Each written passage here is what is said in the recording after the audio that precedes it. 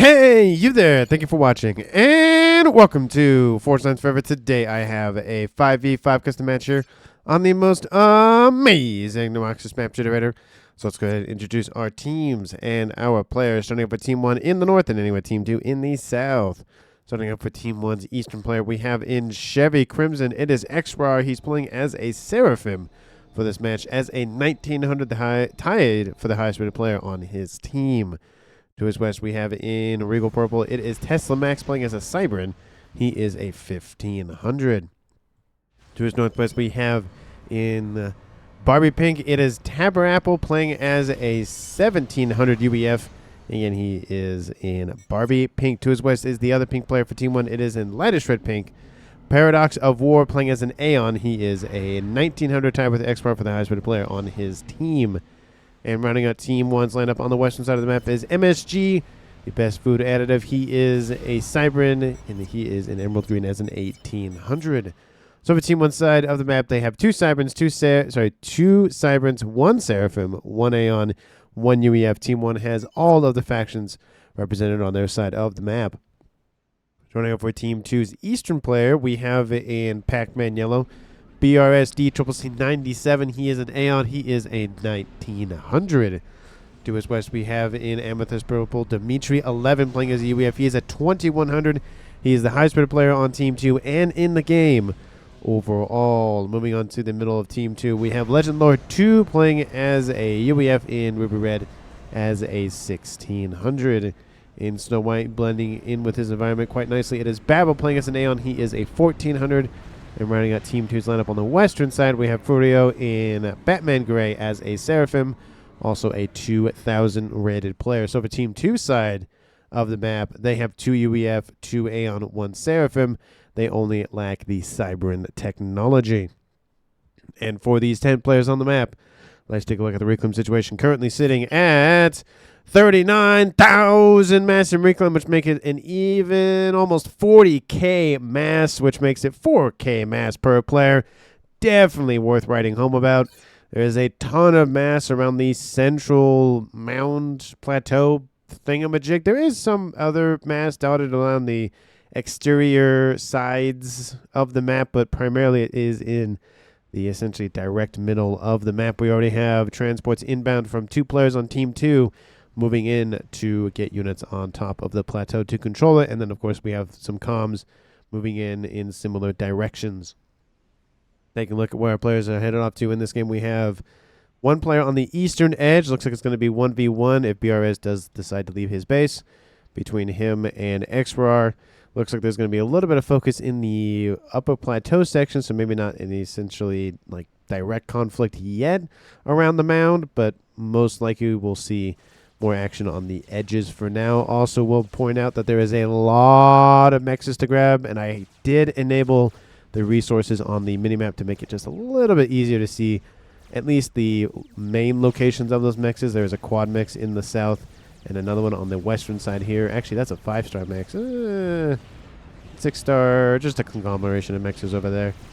And there's a couple of trimexes on the eastern and western sides of the mound, as well as on the edges of the map. So there are some mex locations to grab, and there are some mex locations also on the upper plateau to grab as well.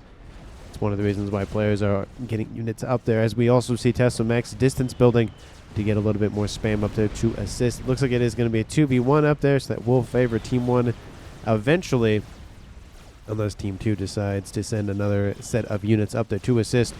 Transport inbound, trying to again aggressively reclaim against their opponents.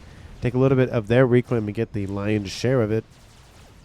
We do see not a lot of movement from at least the central comms. They're most likely going to be the rear guard air slot players here for Team 1 and Team 2, so that's going to probably be their focus for a little bit at least. We do see guns starting on the western side here for Furio, and nobody has decided to at least try to get their comm up there. I know they need T2 transports, so that's going to be a little bit further away, but I'm kind of surprised that no one's going to spam up T2 air as of yet just to get their comm up there, but you know, other focuses with land and the whatnot. We do see 3 players on the eastern side trying to at least section off this approach here. So actually 2 players, not 3 players.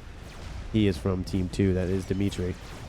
Again, when you have similar colors, sometimes I think they're on the same team. Both pinks are on the same team, but there's one red on each team and one purple on each team, so apologize for the confusion there. We do see BRS DCCC is over here on the eastern side getting some more Team 1 land spam. But we could see an issue with the western-ish side of this right side where XWire comes in to assist Tessa Max and killing off Dimitri 11. That is something to watch out for. He's also the highest rated player in the game, so that would be a nice little high-value target to eliminate very early in the game for Team 1. We do see on the western side, Team 2's Furio pushing in with that gun comm. MSG over here getting some Team 1 land facilities online, but he might get pushed out. There's a run-by starting to occur, but looks like it actually doubles back in trying to keep the comm there, allowing Furio to close the distance and try to kill him off.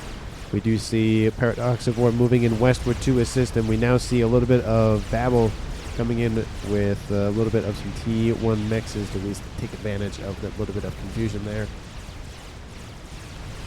Furio is continuing to push here against MSG, and I think MSG is actually texting while he's fleeing. He's complaining about Furio's blocking that he was doing. It is a legitimate tactic, starting to boop the commander and just catch up to him. It's using the game mechanics to your advantage. I don't see that as a annoyance. It's an annoyance, but it's not a thing that's not legal kind of thing. Sensor package on the eastern side almost done for BRS. Gun started here for Dimitri 11. So one more versatile upgrade and one more offensive upgrade. We do see XR pushing it with a lot of Team 1 spam. Range started here for him. He won't only gain range on his comm for his gun, he'll also gain range on his sensor package upgrade as well. So it's kind of a nice little 2-for-1 package here. Furio starting to be surrounded a little bit here on the western side, but again, he's facing off against an Aeon commander who has no gun in either the range or the speed department, so he will be forced back. There's no ifs, ands, or buts about that. There are some more forces starting to conglomerate over there to help assist. Speed started here for Babel in the west. Gun speed and range started here for Tesla Max in the western side of the eastern side. We do see that Tabernacle has actually pushed up a little bit. T2 air facility online here and not here, which is very interesting, but hey, he does him, I guess. T2 air online here for Team 2. No T3 air as of yet started for anybody, but we are closing on that 10-minute mark, so we should see that upgrade pop up here shortly. And gun advanced range started on board BRS's comm as well, so really trying to get as much use out of that sensor package upgrade on board. Gun speed and range started on the western side here for MSG. And range is done on Babel's comm in the west. So pretty much everybody in the main conflict zones are getting gun or about to get gun, I would assume, for these Paradox of War's position. Tesla Max is almost done, and we do see that XR is fleeing. He doesn't have gun. That's not helpful here for Team 1. We do see Dimitri 11 is getting body blocked a little bit by those forces from XR to at least get a little bit of distance between, obviously, the comm and himself. We do see Dimitri 11 is falling close to the yellows, but he does get a nice little bit of veterancy there, so he'll get a little bit more hit points. And I think Staveloff actually falling into the yellow for now. We do see Team 1 is gaining a little bit more percentage of the middle of the map, but there's a lot of Team 1 spam coming online, as well as T2 PD emplacements, helping to push back that spam grouping of units from Team 1's, I think that's Paradox of War who's up there. Again, it is going to be hard for me at times to distinguish who is Paradox of War and who is Taberapple. I mean, it's nice to keep track of who's on what team when the colors are on the same side of the map, but I just feel like Barbie Pink and Lightest Red Pink are just a little bit too close. Western side, we do see MSG back at it with Furio, but he now has a gun on board. Furio does have 1-star veterancy, about to get 2. MSG is about to get his first.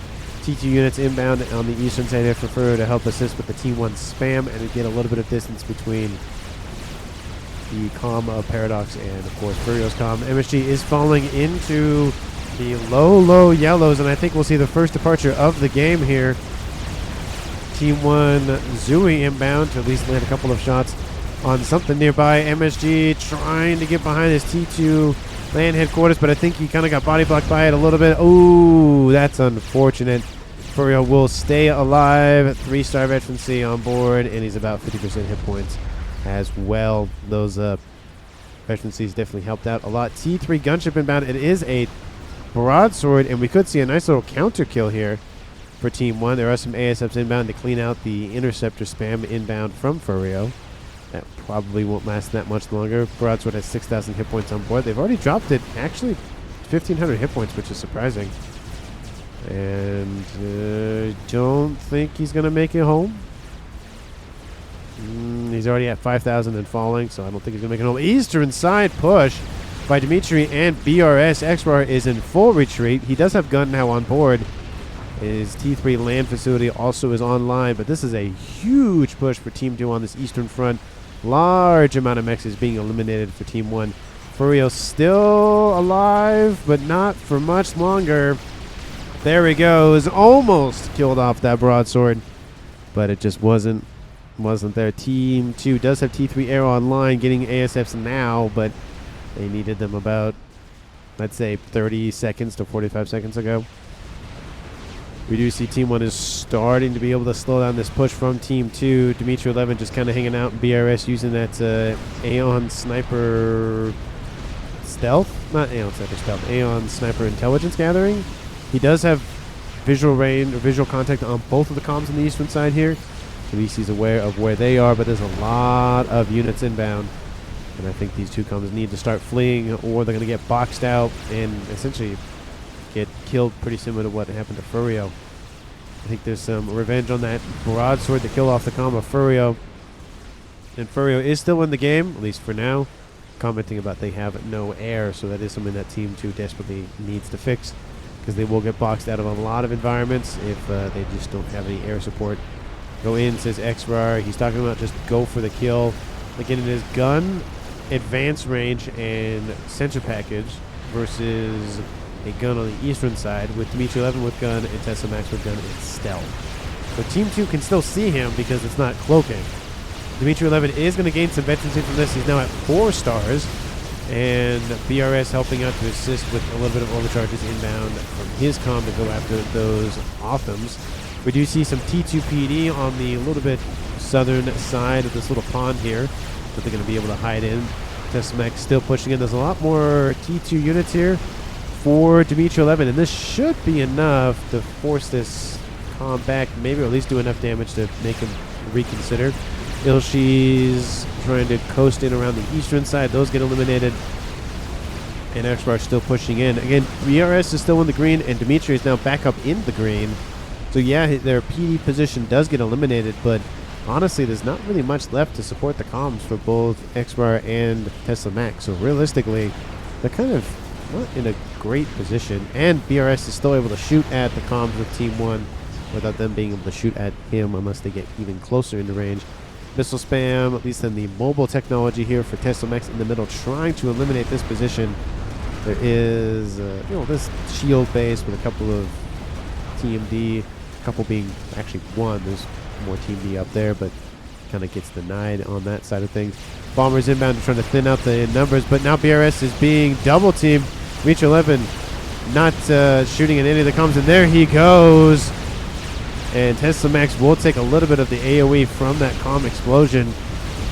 We have bombers inbound to soften up XR's comm. It is now a 4v3 in favor of Team 1, and Tesla Max dropping into the low thousands or so, and there he goes.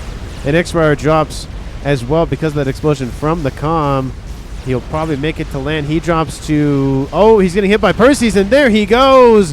Team 2 gets a double counter kill.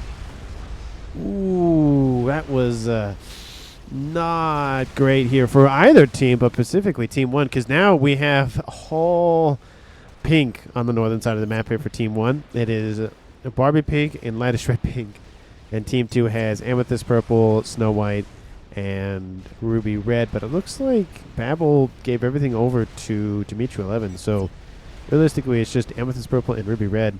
That was a interesting sort of events there. It did look like but Dimitri 11 was like just misclick and hit like a reclaim, not a reclaim, but a wreck, and that's why he was reclaiming. But even if he wasn't reclaiming, I think the outcome probably would have been about the same. I don't think he could have saved BRS, but at least he helped avenge BRS's death. So 1 kill for 2. It's a trade most players will take every day of the week. Most, not every day. Depends on who you have to quote-unquote let die in order to get 2 kills, because sometimes that player might be a lot better alive than dead. Shield is almost done on board Babel's combat. He might have just had to go for some reason, and that's why he's just sitting here. But his upgrade is done, so we'll see if he ends up going for the advanced shielding or the advanced range.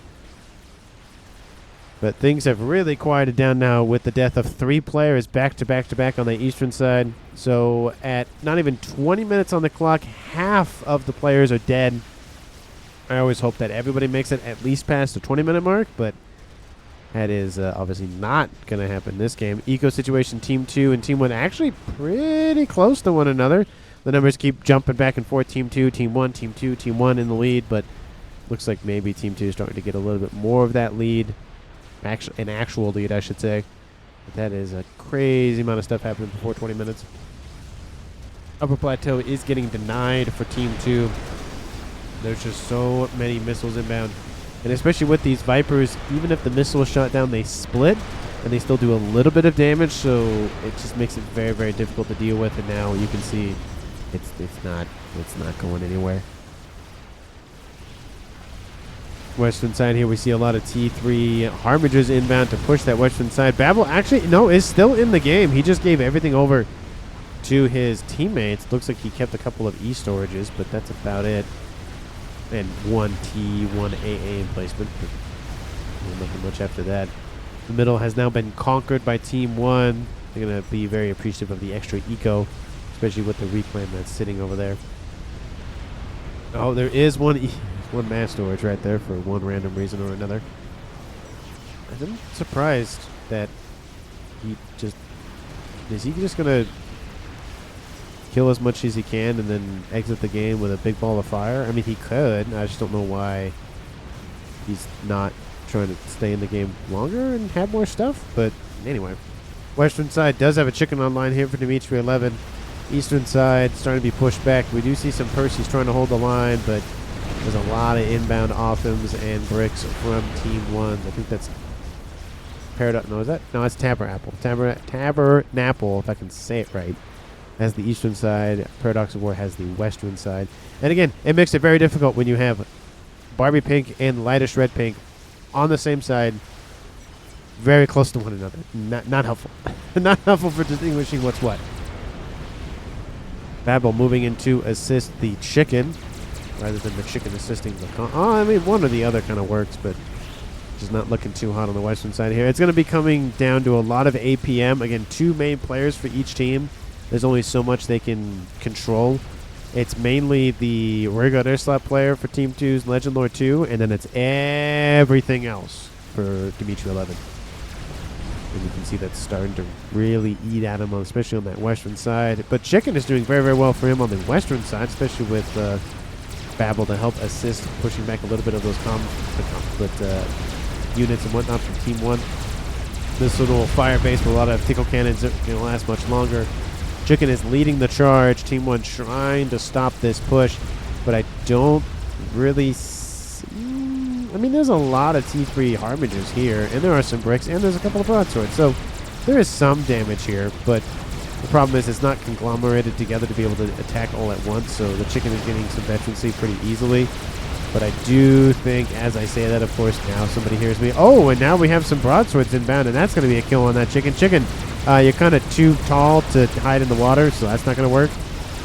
And Babel is going to be killed off here. I don't see him getting out of range anytime soon. Lots of flak, actually dealing a lot of damage to these broadswords. Definitely something Team 1's air player does not want to lose, especially all of these. And there goes at least a couple more before they get out of here. ASFs are inbound. It looks like they didn't have an air fight, so there's that. But Chicken is dead. A little bit of reclaim here for Team 1. And the Calm of Babel control case killing off a chunk of the ASFs in the process. So yeah, he was just going into just suicide. But at least he took a couple of ASFs with him at the end there. Eastern side not looking too hot for Team 2. And Team 1, again, they killed off a chicken, but still they lost a lot of territory in the process. Going to have to rebuild that. It looks like it's shaping up almost to be more of a northwest, not northwest, more of a west-ish versus an east-ish, given the kind of diagonal angle that it's starting to kind of shift in that direction. We'll see if it actually does go that way, but time will tell. Oh, Fat Boy dead. That's not fun here for Team 2. Couple of Harbingers, not a lot of Percys, I would imagine, here from Team 2's eastern front. We do see more being built, but I definitely would expect to see a heck of a lot more. Especially Percy, best T3 line unit in the game, my opinion, of course. But in terms of raw damage, always, it's they're not really versatile. It's gun do good damage. That's what they're good for. Gun do good damage. Tabernacle builds an experimental. I would assume it's a megalith, not a chicken. Maybe he's going to build a chicken after. But that megalith would definitely help out keeping this eastern side under lock and key here for Team 1. We see another chicken online here for Team 2. Almost another one online. And Team 1 is going to be able to claim that wreck. They already have forces surrounding it, so no way that Team 2 could really get most of their investment back at this point. 26 minutes on the clock. Team 1 has 2 players left. That's Tabernacle and Paradox of War, both of the pink players for Team 1.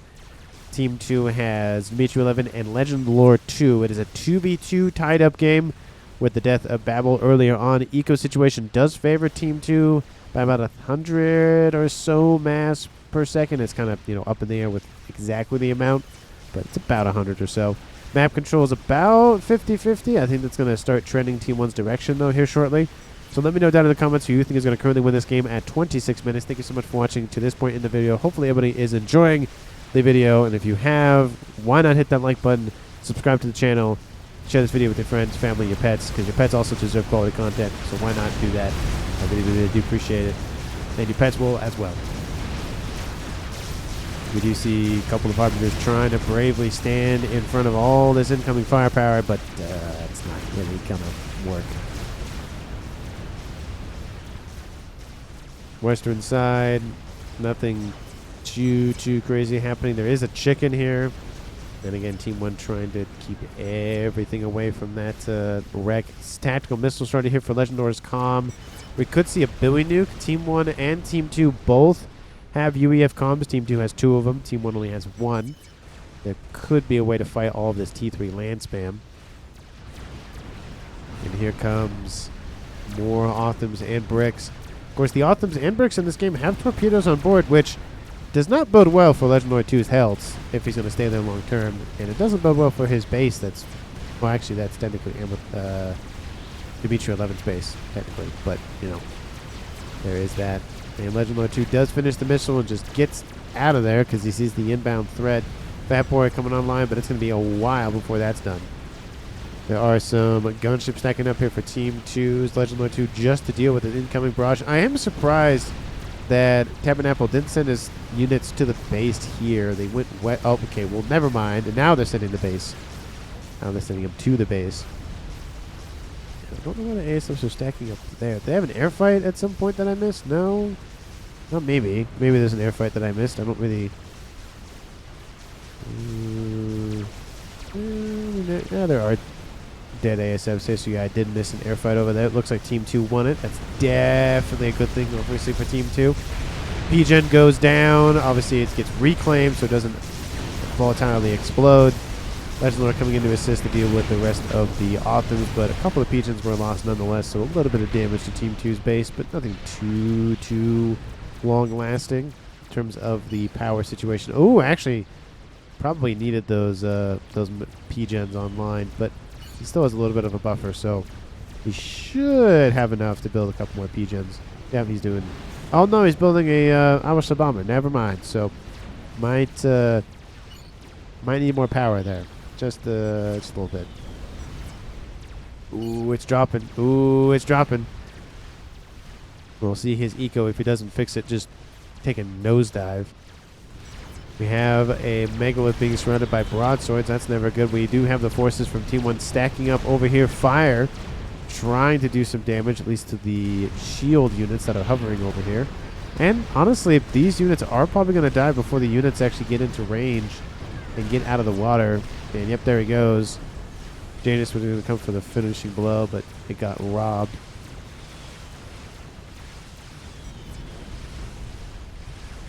just don't see. Oh, okay. This I didn't know. Whoa. Did we? What the? That's interesting. So torpedoes can't land or hit broadsword units that are hovering on the water. I thought they're hovering. I thought they're not in the water.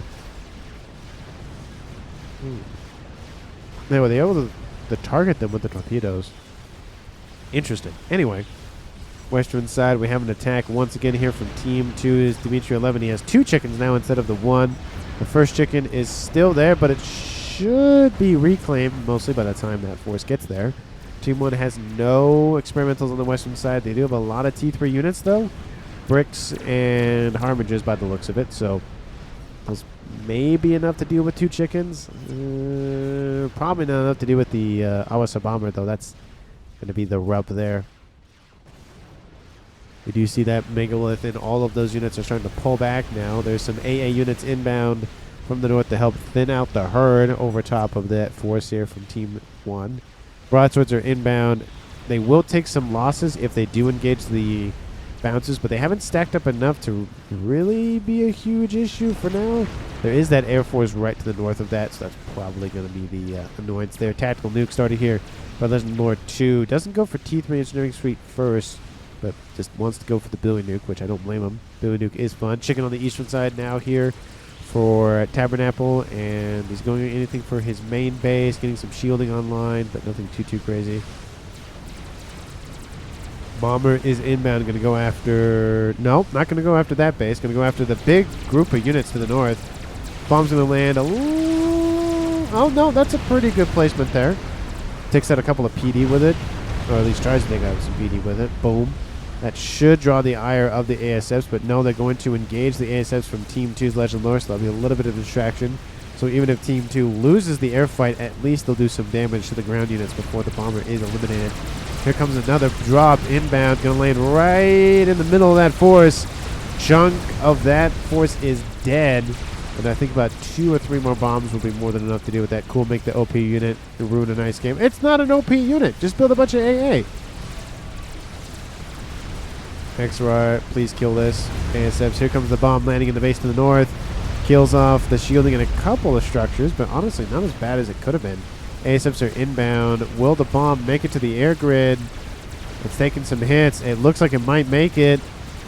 Ooh, that's not going well. Here comes the bomb. Oh, it does stop a little bit. Tries to maybe get out of the range of those ASFs for a brief moment. Takes out a chunk of the air grid. That's not helpful. Oh, are you going to hover bomb? What are you doing? You got to drop the payload. There it goes. There goes the payload. Goes after a couple of T3 mexes. That's going to get taken out. And the ASFs actually divvied over to deal with that bomber, have been killed off by the AA weapons on board.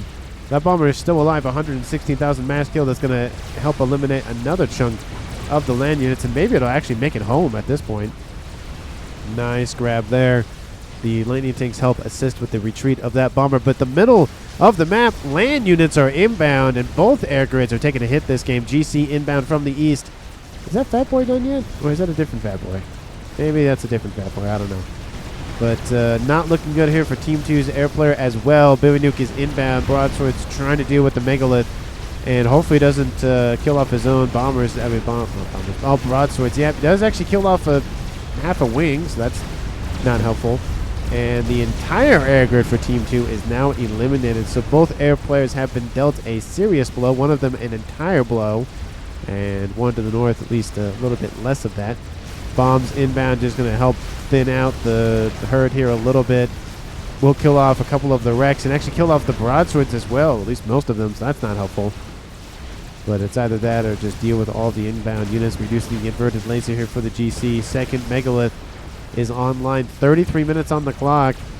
And it is not looking good for either of the air players. Land situation, again, is starting to favor that, northwest versus southeast vibe. We're not northwest, but kind of the southwest versus northeast. That's probably a better way to put it. Chicken inbound to the eastern base here for Tabernacle, going after the base for Amethyst Purple player of Dimitri 11. We do see the Megalith is still alive. And the entire player of Legend Lore 2 is kind of just knocked out of the game for a while. We do see the chickens to the north taking out another base here for Team 1. They kind of ignored this base to the west and going after this Aeon base. Looks like they're making a play for the air position, maybe. Or maybe they're just going to like cut the map in half and say, you get the east, we get the west, and call it a day. Awasa Bomber online here for Team 1's Tabernacle, moving in to intercept those chickens. We do see the ASF's inbound. The Bomber will get a payload off. It'll do some damage. The main damage will be focused on all of the team. Oh, the ASFs, though. They take a singe of that the bomb. The ASFs for Team 2 are eliminated, but they did kill off the Bomber pretty far into the corner of the map. That is something at least that's kind of out of the way. But there's no land defenses for Team 1, so that is not looking good. And again, the southern side air grid not looking good as well. T2 gunships trying to help out. There is actually a secondary air grid, over here on the western side for Dimitri 11, so at least there's some air for Team 2, but the main air player is eliminated. We have another Legend Lord 2 Nuke inbound. Chicken is not going to be defeated. His eastern base is gone. There goes that landing soon. And boom, kills off a chunk of engineers just trying to feed their families. Lots of Ravager spam up trying to hold off these chickens. Chickens do have some veterancy on them, 5-star and 5-star, which means they have an additional 50% hit points on board. PGen does not get reclaimed in time. Kills off a lot of the engineers. The T3 air headquarters is still alive, surprisingly enough, and now the chicken trying to dodge some Ravager fire while its brother moves in to intercept and help assist with eliminating all of them. There's a lot of spy planes going to just die out right here, but those are shots that are distracting for the chickens, not going after the defenses or structures or whatever. It is just a bloodbath, this game. Nowhere is safe. We have the Mechwith still moving in to go after the base here now for the western side of Dimitri 11's stuff. We do see Legend Lord did retain a couple of his mechs and whatnot, but none of his facilities really survived. So he's knocked out of air essentially for the entire game, or at least most of it. Speaking of air, Team 1 still has their T3 air facility alive. Another Nuke lands on the eastern side, ripping apart all of the Team 1 spam facilities over there. Legend Lord True trying to help out the best he can. And still, the T3 air headquarters is not dead yet, surprisingly enough. So there is that. That third fire mode on board that chicken missed again, the little small moving ball of death. Eco situation, Team 1 at 900, Team 2 600. Not looking good for either team, but at least a little bit better for Team 1. Mexers are being eliminated. Now the headquarters is gone. That took a long time to do that. Cut him off here, says XRAR. The chickens split up. The weaker one going east, the stronger one going northwest-ish. But actually it doubles back to intercept the land units. And again, these chickens cannot gain any more veterancy, so they are stuck at 5 stars. But again, still 147,000 and climbing, 126,000 and climbing. Killed off more mass than a Paragon, any other game ender in the game is worth. Nuke lands. This base here for Dimitri 11 is gone. His eastern base is gone. He just has the western one remaining, and that's it. We do have Legend Lord 2 trying to help out as best he can deal with this chicken. This chicken's killed off 132,000 mass. And like I said, it is just a bloodbath, this game. There are no places safe for any sort of things.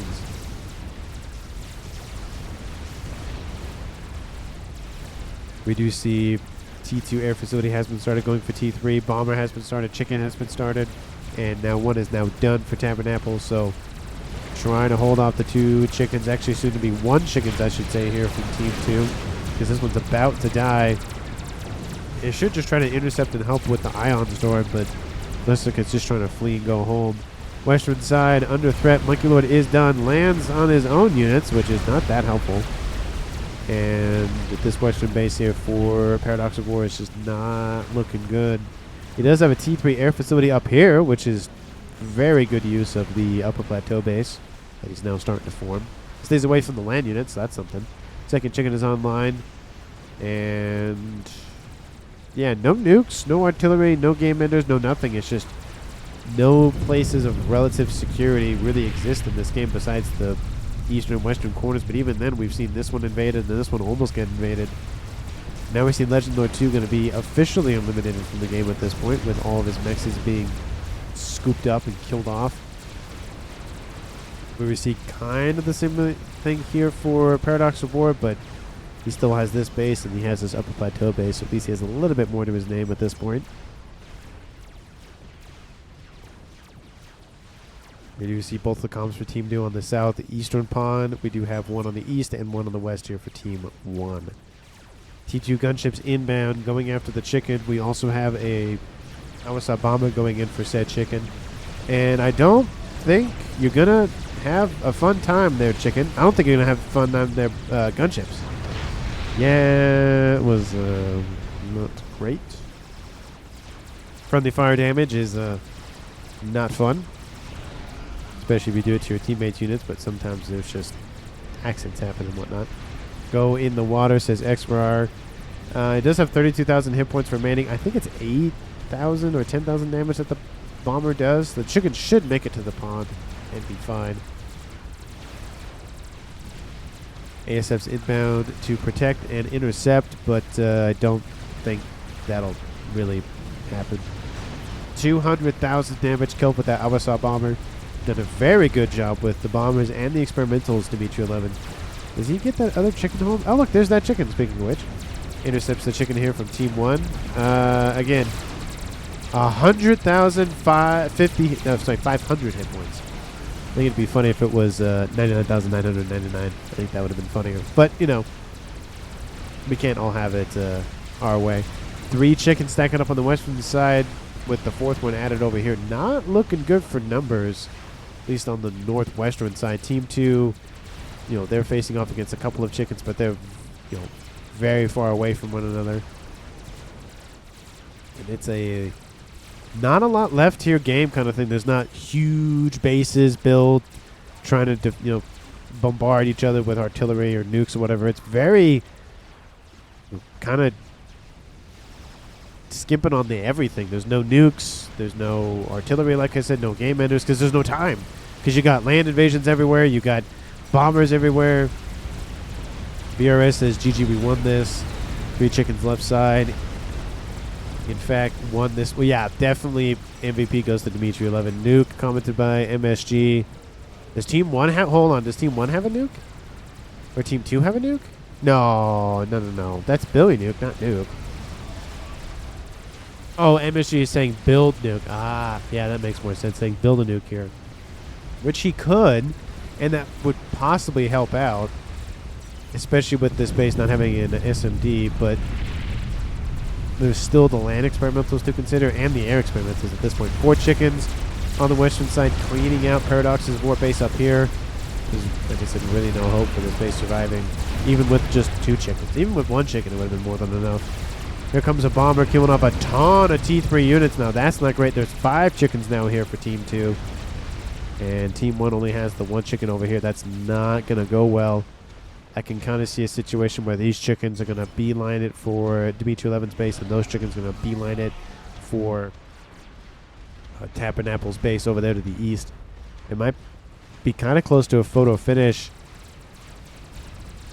It's going to be close for either team. I think the only issue that Team 1's going to run into is there's so many more experimentals online for Team 2, and they just don't have the numbers. We'll see what those chickens do on the southeastern side, however. 1, 2, 3, 4, 5, 6. Yep. And there's 2 in the base holding position. Chickens can move bomber top, says Tesla Max. They can move the bomber from the top? What? No idea what they're talking about in terms of that. Is that bomber up there just having some fun going after whatever's in the water up there? Hey, look, the Awasa wreck is right there. Looks like that's what Paradox of War's going for, is just a reclaim. 4 or 5 chickens, says Tesla Max. Well, yeah, they've kind of been there for a minute. And I'm surprised there isn't an Omni on this upper plateau position, because I feel like it's definitely perfect for sticking that thing up there and getting a whole view on the entire map. At least almost the entire view of the map. Omni online in the base here, second Omni online. Omni online in the eastern base as well. So everybody has Omni. I'm just, like I said, surprised that Team 1 didn't go for it here. Looks like GG says Paradox. Awasa goes south. 2 chickens says Babel. And there are 2 chickens, and we actually see Dimitri 11 over here getting back into the one. He's like, no, I'm good. I'm going back in there. He does have 2 chickens. They are going to move in to assist the groups of chickens up there to the north. I feel like it would be a little bit better to post at least a little bit of protection here just in case, especially because he knows those 2 chickens are down there. But it looks like he's going for another Albasaw bomber. And I like how there's just a spy plane hanging out. Just not doing a whole lot. Gift army to Paradox, says Tesla Max. That's what he does. But again, 1 chicken versus 6, especially one with 192,000 damage. 192,000 mass kit. I always want to say damage. Another explosion. There is a nuke. First one of the game. Will it load in time? Who knows? Don't know how much to say. Not what I can say at this point. It's just going to come down to a matter of time. Because Team 1 could snipe all of the chickens if they get very, very lucky with that nuke. It just is going to take a couple of minutes. I don't think they have a couple of minutes. Those chickens are inbound. We have those 2 chickens in the south. They're cleaning up more of Legend Lore 2 stuff. But again, the main base should be the main concern. Killing off all the air, killing off all the P-gens, killing off all the engineers, killing off everything in that base. That is the last main holdout for Team 2. Team 1 has 1-ish. It's kind of a little bit more than 1, especially we've taken all this stuff up here. But why do we need 5 chickens? What the oh, this chicken is... No, that's a... Oh, there's the chicken. Okay, I was going to say, where'd that chicken go? Yeah, this one not doing good. This one's not doing good. This one almost 5-star vacancy. This one is at 5-star with 213,000 mass killed. That chicken from Team 1 is dead. That's their last chicken here up to the north. They're trying to build a second one, and they're not trying to load the nuke. At least not as much. Bomber is inbound. Second chicken is dead. Bomber's going for, I would assume, the air. Yep, going for the P-gens and the air grid and whatnot. Going to eliminate at least the section of that. There that goes. There goes a couple of P-gens and whatnot. And those chickens are on the march. There's not much that Team 1 can do unless they just nuke all of these. They are damaged. This one would be the only one that would survive, the 5-star vacancy one. Because all the other ones are damaged significantly enough to where a nuke would kill them. Because the nuke does 70,000 mass. Second air grid section is gone. So that bomber killed off 331,000 mass. That is absolutely just crazy. Again, the biggest amount of mass I've ever seen a bomber kill off is 500,000. That one lived for a very long time. Very, very, very long time. Don't even know why it lived that long. It just wasn't really a priority for the other team to take out, I guess. PD says BRS. It's not really... I mean, yeah, there's 1 chicken online here for Team 2 now. Second one coming online very, very quickly. But that inbound threat is not going to stop. Experimental Bomber is such an unfun unit. I mean, Team 1 and Team 2 were using him, to be fair. This Tabernacle built one, but his got eliminated relatively quickly. This one has just stayed alive. T2PD trying to stop the push. But, like I said, it's not going to be enough. Its nerf did nothing. I don't know about that. I definitely think it was more OP before the nerf. Billy Nuke outbound from Legend Lord just to assist because why not? It's not going to matter, but hey, might as well send it. Nonetheless, the bomb phase nerf? Yeah, see, exactly. I feel like that didn't really... Shielded armies, it was meant to be for. Billy Nuke lands, eliminates a P-gen. Sorry, PD, that's something. But that's essentially the end of... Tabernacle's resistance to Dimitri 11's onslaught of chickens. But his main base of Dimitri 11 is not looking too hot. Lots of dead pigeons, lots of dead air facilities. Oh, yeah, not doing too hot. But 1 chicken is down. The other one will die here shortly after. And there it goes. There's not really much left that Team 1 has. They're going to clean up this northeastern side. There's even 2 chickens actually just went around and killed off a lot of their mexes. T1, Zooies killed off a decent chunk of mexes for their costs. They're killing off T3 mixes up there. Another chicken is dead. 3 remain. Tabernacle control Ks. And unless Paradox of War wants to hold up on the upper plateau, I think that might be the end of the game here.